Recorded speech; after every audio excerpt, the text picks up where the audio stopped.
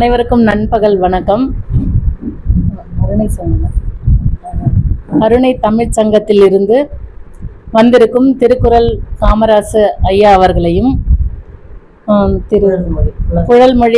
புலவர் புழல்மொழி கோவிந்தசாமி ஐயா அவர்களையும் நம் பள்ளியின் சார்பாக வருக வருக என வரவேற்கிறோம்.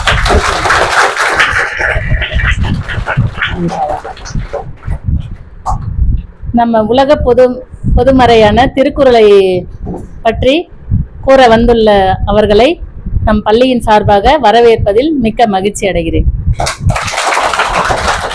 அவங்க பசங்களை பத்தி சொல்லணும்னா 3 வயதிலேயே 1330 குறளையும் படிச்சோம்.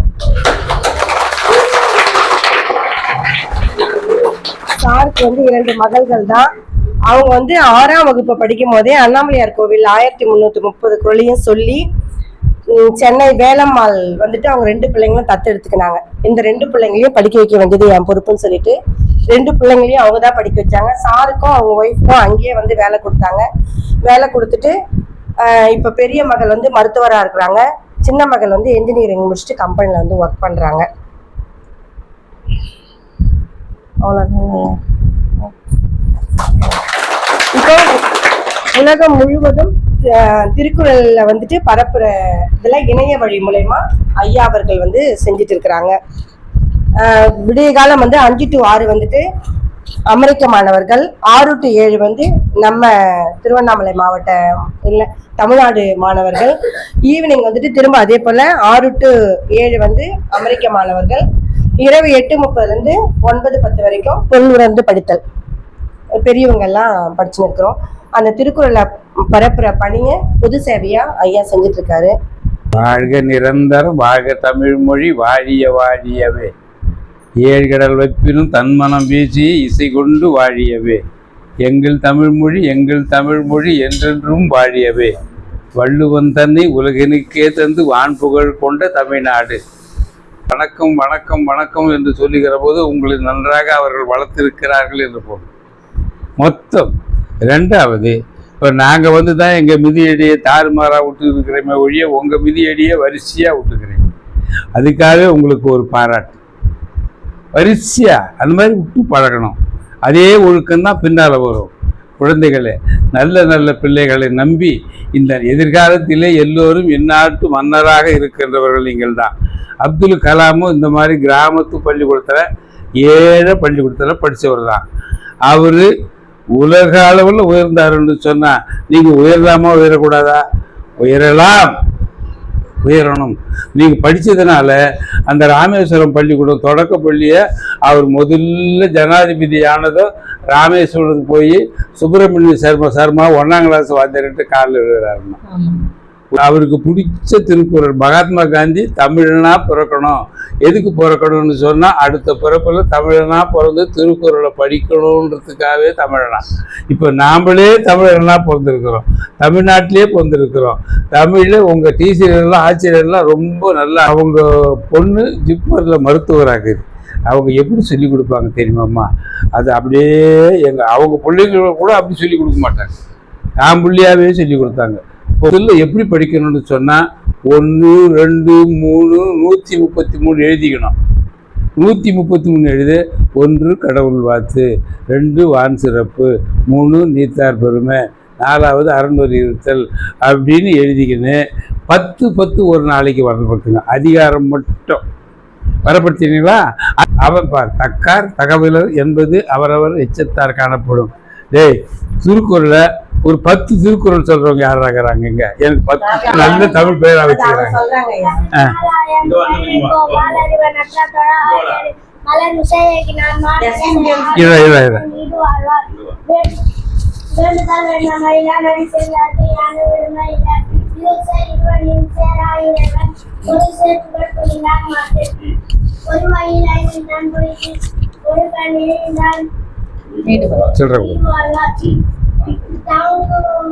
கொடுங்க, நீங்க மாத்தி மாத்தி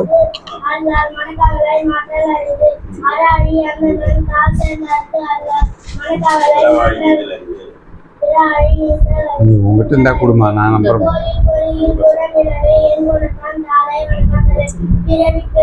நீந்துவர் நீந்தார் இறைவன் அடி செய்வார்.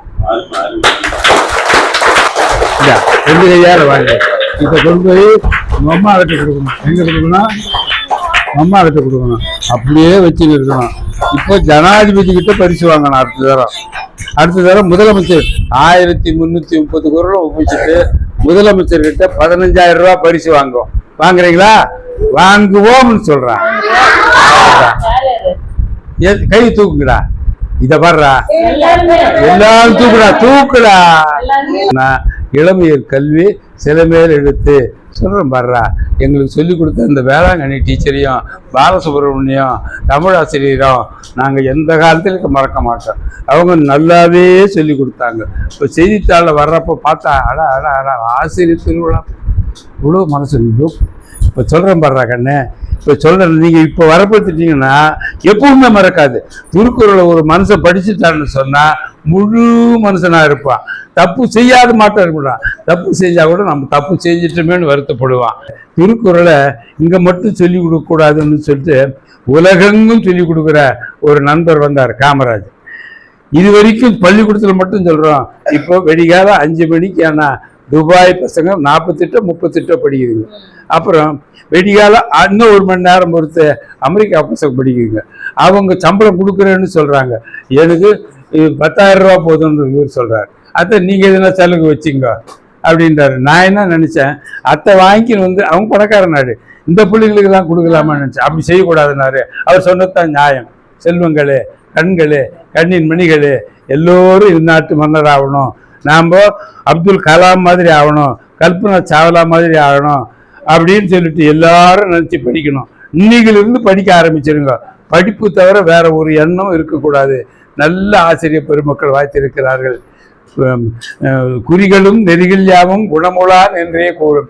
என்னை பார்த்ததுமே என் குறியும் நெறியும் பார்த்தா இவர் எப்படி ஏற்பட்டது கண்டுபிடிக்கலாம்? கண்டுபிடிக்க மாட்டீங்களா? கண்டுபிடிச்சிடுங்க. உங்கள் டீச்சருங்கெல்லாம் அற்புதமான டீச்சராக இருக்குங்க. அற்புதமாக படிச்சுட்டு இந்த இந்த திருவண்ணாமலைக்கே கலெக்டராக வரணும். அவங்க பொண்ணுக்கு இங்கே வந்துட்ட பாரு டாக்டரா, கை தட்டுங்கம்மா. இங்கே ஏட்டில் படித்ததோடு இருந்து விட மாட்டோம். ஏன் படித்தோம் என்பதையும் மறந்து விட மாட்டோம்.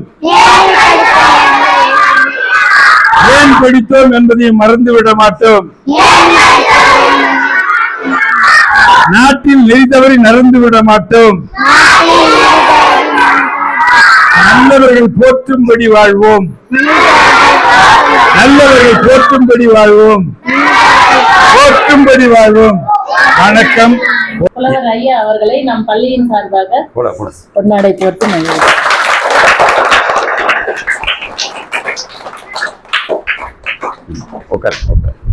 போட்டுக்கலாம். ராமதாஸ் ஐயா அவர்களுக்கு பொன்னாடை.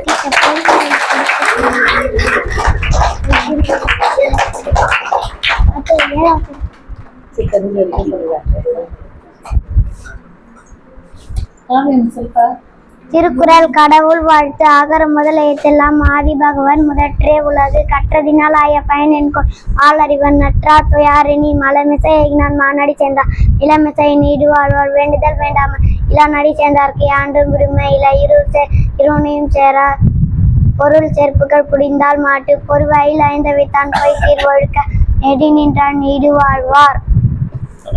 தனக்கோமை இல்லாதான் தார் சேர்ந்தார் கல்லால் மனக்கவலை மாற்றல் அரிது. அறவாழி அந்தனன் தாள் சேர்ந்தார் கல்லால் பிறவாழி நீந்தல் அரிது. கொள்ளில் பொறியில் குணமெனவே என் குணத்தான் தாளை வணங்கா தலை பிறவி பெருங்கத நீந்துவன் நீந்தார் இறைவனடி சேராதார்.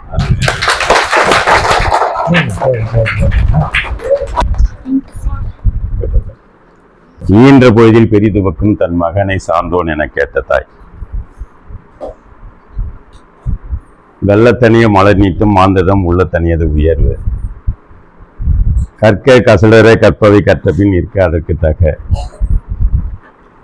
ஓப்பத்தலை கூடி உள்ள பிடிதல் அனைத்திய புலவர் தொழில். மகன் தந்தைக்கு ஆற்றும் உதவி. சொல்லுங்க யாராவது. மகன் தந்தைக்கு ஆற்றும் உதவி இவன் தந்தை என்னோட்டான் கொல்லினும் சொல். சொல். மதிப்பிற்கும் மரியாதைக்கும் உரிய தனித்துவமிக்க தலைமை ஆசிரியர் அம்மா அவர்களுக்கும், ஆற்றல் மிகு ஆசிரியர் இருவருக்கும், ராந்தம் ஆரம்ப பள்ளியினுடைய பள்ளியை பார்க்கும்போது மிக்க மகிழ்ச்சி அடைந்தேன். அந்த வகையிலே உங்களுக்கு என்னுடைய வாழ்த்துக்களையும் வணக்கத்தையும் கூறிக்கொண்டு, எதிரிலே இருக்கிற மாணவ செல்வங்களையும் வாழ்த்தி வணங்குவதிலே நான் பெருமை அடைகிறேன். இந்த பள்ளியில தினமும் திருக்குறளை போதிக்கிறார்கள் என்பதை அம்மா அவர்கள் 3 பேரும் சொல்லி கேள்விப்பட்டேன். அதிலே அமுதா டீச்சர் அவர்கள் எனக்கு ஏற்கனவே ஒரு 18 ஆண்டுகளாக அவங்க பொய்யாந்தல் பள்ளியில் வேலை செய்யும்போது எனக்கு தெரியும். அந்த வகையில் அவங்க தினமும் திருக்குறளை படித்து கொண்டிருக்கிறார்கள், அதை வாசித்து கொண்டிருக்கிறார்கள், பொருள்பட உணர்ந்து படித்து கொண்டிருக்கிறார்கள். அந்த வகையில் இந்த பள்ளிக்கு வந்ததுன்னு உங்களுக்கு ஏறக்குறைய ஒரு நாளைக்கு 100 திருக்குறளை சொல்லி தருகிறார்கள். ஒரு கொஞ்ச நேரம் தான் அது. நீங்கள் அந்த 100 குறள் படிக்கிறதுக்கு ஏறக்குறைய எங்கள் பிள்ளைகள்லாம் பார்த்தீங்கன்னா, எங்கள் வகுப்பில் படிக்கிற பள்ளிகள்லாம் 5 நிமிடங்கள் தான் எடுத்துப்பாங்க. நீங்கள் 10 நிமிடம் கூட எடுத்துங்க. சரியா? தினமும் படிங்க. தினமும் ஒரு நாள் தவறாத தினமும் படிங்க. அதே மாதிரி காலையில் நீங்கள் 8:30க்கெலாம் இங்கே வந்துடுறீங்க இல்லையா? வந்த உடனேயே இங்கே உட்காந்து நான் புத்தகம் கொடுத்து அனுப்புகிறேன் உங்களுக்கு எல்லாருக்கும். யாரெல்லாம் திருக்குறள் 1330 படிக்கிறேங்க அப்படின்னு சொல்லணும். அதே மாதிரி காலையில் 6 மணிக்கு வந்து என்னுடைய இணைய வகுப்பில் வரணும். எல்லாம் இலவசமாக தான் பண்ணுறோம். உங்கள் அம்மா கிட்ட போயிட்டு இந்த செய்தி அவங்க கிட்ட சொன்னீங்கன்னா, நான் வந்து உங்களுக்கு அதெல்லாம் நான் செய்கிறேன். என் பிள்ளையும் வந்து இது மாதிரி சாதனையாளர் உருவாக்கணும்னு நினைக்கிற அம்மாக்களுடைய பிள்ளைகள் ஏறக்குறைய ஒரு 5 பிள்ளைகள் இருந்தால் போதும், இல்லை 2 பிள்ளைகள் இருந்தால் போதும், இல்லை 1 கூட இருந்தால் போதும். அந்த ஒருத்தரை நம்ம இந்த பள்ளிக்கு உருவாக்கி இந்த பள்ளியினுடைய பேரையும் இந்த ஊருடைய பேரையும் அந்த பெற்றோருக்கும் நம்ம வந்து பெருமை சேர்த்து தரலாம். அப்படி நாங்கள் வந்து என்ன பண்ணுவோம், அதை கொஞ்சம் கொஞ்சமாக சொல்லி கொடுத்துருவோம். ஏறக்குறைய ஒரு 10 மாதத்தில் 1330 குறளையும் சொல்லி கொடுத்துருவோம். நீங்கள் என்ன பண்ணலாம், திருவண்ணாமலைக்கு போயிட்டு மாவட்ட ஆட்சித்தலைவருடைய கண்காணிப்பில் இருக்கிற தமிழச்சி துறையில் போயிட்டு அதை ஒர்க்கிங் சொன்னால் 15,000 ரூபாய் அன்னைக்கு இருக்கிற முதல்வர் கையால் வாங்கலாம். நச்சான்று ஒன்று கொடுக்குறாங்க, அதிகம் முதல்வர் கையாலே வாங்கிக்கலாம். சரிங்களா? இதுக்கு வந்து வயசுலாம் வித்தியாசம் வேண்டாம். 2.5 வயசுலேருந்து 10 வயதுக்குள்ளே இந்த விஷயத்தை நாங்கள் சொல்லி கொடுத்துட்றோம். அப்படி சொல்லும்போது நீங்கள் பெரியவனான பிறகு நீங்கள் என்ன பண்ணலாம், அறம் சார்ந்த வாழ்க்கை வாழலாம். பொய் இருக்காது, களவு இருக்காது, அதுக்கப்புறம் என்ன இருக்காது, யாரையும் ஏமாற்ற மாட்டேன், அடுத்தது நேர்மையாக வாழ்வேன். சரிங்களா? யார் சொத்துக்கும் ஆசைப்படாமல் ஒரு அறம் ஈனும் இன்பமும் ஈனும் திறன் அறிந்து தீதின்றி வந்த பொருள்ன்ற மாதிரி 1 ரூபாய் கூட கெட்ட வழியில் நீங்கள் சம்பாதிக்க மாட்டீங்க. அதே மாதிரி நல்ல அதிகாரிகளாக போவீங்க, போயிட்டு இந்த சமுதாயத்துக்கு பயன்படுவீங்க. அதுக்கு முதல் நூல் எந்த நூல் படிக்கணும்? சத்தமாக சொன்னா தானே? திருக்குறளை படிக்கணும். சரிங்களா? ஒரு நாளைக்கு 100 குறள் படிக்கணும். 10 நாளைக்கு 100, அடுத்த 10 நாளைக்கு 100, அடுத்த 10 நாளைக்கு 100. மாதத்தில் 30 அதிகாரம் போகும். 300 குறளை படிக்கணும். சரிங்களா? தினமும் படிக்கணும். அது நீங்கள் படிச்சுட்டு வந்தீங்கன்னா 300 படிச்சிங்கன்னா 150 குறள் உங்களுக்கு தானாகவே மனப்பாடம் ஆகிருக்கும். 500 குறள் படிச்சிங்கன்னா எத்தனை குறள் மனப்பாடம் ஆகும்? 250 குறள் மனப்பாடம் ஆகும். 1000 குறள் படிச்சிங்கன்னா எத்தனை மனப்பாடம் ஆகும்? 500 குறள் மனப்பாடம் ஆகிடும். சரிங்களா? அடுத்த ஆண்டு விழாவின் போது யாரெல்லாம் சொல்லி முடிக்கிறாங்களோ அவங்களுக்கு அரசாங்கம் கொடுக்கறது இல்லாமல் ஐயா மாதிரி என்ன மாதிரி ஆளுங்க, அம்மா மாதிரி ஆளுங்கெல்லாம் கூட நிறைய உங்களுக்கு பரிசு கொடுக்க காத்துட்டு இருக்காங்க. நீங்கள் என்ன விரும்புகிறீங்களோ அதை வாங்கி கொடுப்போம். இப்போ கூட நான் அடுத்த தடவை வரும்போது நல்லா படிக்கிற பிள்ளைகள் யாருன்னு சொல்லிட்டு என் நினைவகத்தில் படிக்கும்போது அவங்களுக்கு என்ன பண்ணுவோம், நம்ம அவன் என்ன கேட்குறானோ அதை வாங்கிட்டு வந்து தர்றதுக்கு உண்டான வாய்ப்புகள்லாம் இருக்குது. இந்த வகையில் இந்த சிறப்பான ஒரு பள்ளியை உண்மையிலேயே நான் ரொம்ப சந்தோஷப்படுறேன். எல்லா வகுப்பறையும் பார்த்தீங்கன்னா கீழே டைல்ஸ்லாம் போட்டு சுவர் இல்லாத ஒரு வகுப்பறையாகவும் எல்லா இதையே படித்தா போதும். நீங்கள் 6ஆம் வகுப்பு போகும்போது அந்த இங்கே இருக்கிற பள்ளியில் ஆசிரியர்கள் எல்லாம் லாந்தம் பள்ளியிலிருந்து வந்த பிள்ளைகள் நன்றாக படிக்கிறார்கள் என்று சொல்லக்கூடிய வகையில் இங்கே ஒரு நல்ல சூழலை அமைத்து நல்ல ஒரு ஆசிரியராக விளங்கி கொண்டிருக்கிற தலைமை ஆசிரியர் அம்மா அவர்களுக்கும் அமுதா டீச்சர் அமுதா ஆசிரியர் அம்மா அவர்களுக்கும் சசிகலா அம்மா அவர்களுக்கும் என்னுடைய மனமார்ந்த வாழ்த்துக்களையும் வணக்கத்தையும் சொல்லிக்கொண்டு நல்லதொரு வாழ்த்துக்கு நன்றி வணக்கம். எல்லாருக்குமே ஏக்கமா தானே இருந்தது. நாம சொல்லல அப்ப கிஃப்ட் கொடுத்தாதான் படிக்கணுமா? அப்படிலாம் கிடையாது. நம்மளுடைய தாய்மொழியை தான் முதல்ல வந்து தவறு இல்லாம பிழை இல்லாம பேசவும் கத்துக்கணும், எழுதவும் கத்துக்கணும், படிக்கவும் கத்துக்கணும் இல்லையா? இப்ப ஐயா சொன்ன மாதிரி ஆண்டு விழாக்குள்ள ஒரு குறிப்பிட்ட திருக்குறள் சொல்றவங்களுக்கு gift கொடுக்குறேன்னு சொல்லியிருக்காங்கல்ல, யாரெல்லாம் நீங்க கலந்துக்க போறீங்க? எல்லாருமே எத்தனை வயசுல இருந்து சொன்னாரு? 2.5 வயசு குழந்தை அபினேஷ் வரான் பாரு, எவ்வளோ டான் பேசுறான் பாத்தியா? அப்போ நமக்கு வந்து இப்பதான் நிறைய கத்துக்க முடியும். பெருசாயிட்டுன்னு வச்சுக்கோங்க, நீங்க என்ன பண்ணுவீங்க, எல்லாத்தையும் ஒரு கேர்லெஸ்ஸா பார்க்க ஆரம்பிச்சிருவீங்கல்ல. அதனால நமக்கு வந்து இந்த வயதும் படிக்கிறதும் திரும்ப வராது, ஒரு முறை தான் எல்லாமே இல்லையா? அதனால ஒரு முறை படிக்கும் போதே நம்ம எப்படி படிக்கணும், ஆழ்ந்து படிக்கணும். நல்லா 12th முடிச்சுட்டு 12th நிறைய மார்க் எடுத்தேன். ஆனால் என் ஃப்ரெண்ட்ஸுங்க வந்து தமிழ் சப்ஜெக்டு தேர்ந்தெடுத்ததால் நானும் ஒரு தமிழுக்கு தான் படிச்சிருக்கேன். MA BEd Tamil. ஏன்னா கணக்கில் வந்து 200க்கு 199 மார்க் எடுத்தேன், 1 மார்க் தான் கம்மி. ஆனால் அந்த தமிழ் மீது இருக்கிற ஆர்வம் தான். என் ஃப்ரெண்டு வந்து என்ன செய்கிறாளோ அதை தான் நானும் சேருவேன். அவள் தமிழ் சேர்ந்துட்டா. எல்லாமே வந்து காலேஜ்லாம் போய் படிக்கல, வீட்டில் இருந்தே தான். பிலிட்டும் வீட்டில் இருந்து தான், பிஎட்டும் வீட்டில் இருந்து தான், எம்ஏவும் வீட்டில் இருந்து தான். அக்கா அண்ணாங்களாம் காலேஜ் போய் படிப்பாங்களே, டீச்சர் ட்ரைனிங் மட்டும்தான் கீழ்பண்ணாத்தூர் டயட்டில் வந்து காலேஜில் படித்தது. மற்றதெல்லாம் அது மாதிரி நம்ம தாய்மொழியை வந்து நம்ம மனதார என்ன பண்ணணும், விருப்பப்பட்டு படிக்கணும். கடமைக்குன்னு படிக்கவே கூடாது.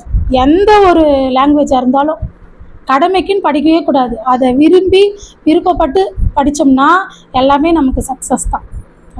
தமிழ் வாத்தியார் தான் குறைச்சிருப்பார், 100 போட்டுருக்க மாட்டார். 5 பேர்லாம் போட்டுருவாங்க.